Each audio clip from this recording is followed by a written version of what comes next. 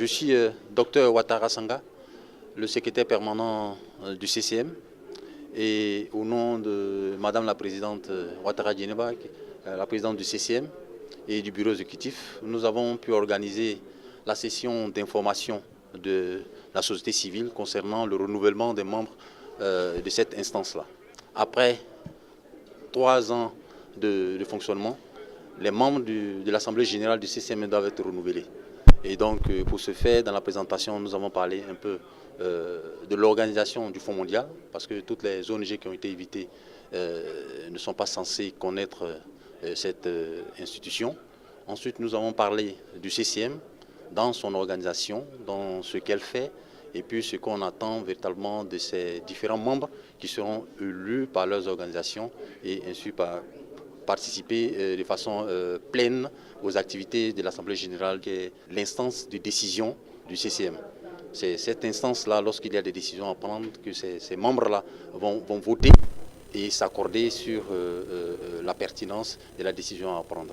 Et donc, après ce volet-là, nous avons parlé un peu des conditions d'éligibilité, des critères d'éligibilité des ONG, où nous avons demandé au moins pour que ceux qui seront élus soient issus d'ONG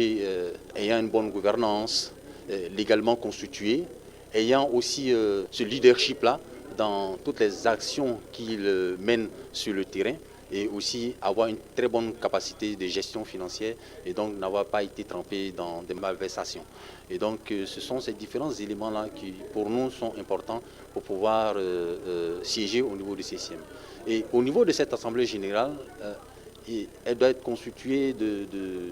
25 titulaires et de 25 suppléants, donc de 50 membres issus du secteur gouvernemental, de la société civile, du secteur privé, et aussi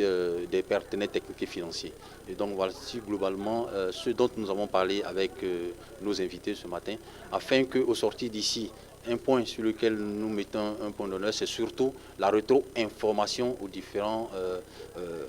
bases, pour qu'au sein de ces réseaux et fêtières, ils puissent s'organiser et élire ceux qui vont représenter leur institution. Donc nous avons laissé une période à partir de maintenant jusqu'en fin novembre pour que ces différentes ONG et fêtières puissent s'organiser en leur sein pour pouvoir élire les membres qui pourront les représenter au sein de l'Assemblée générale du CCM.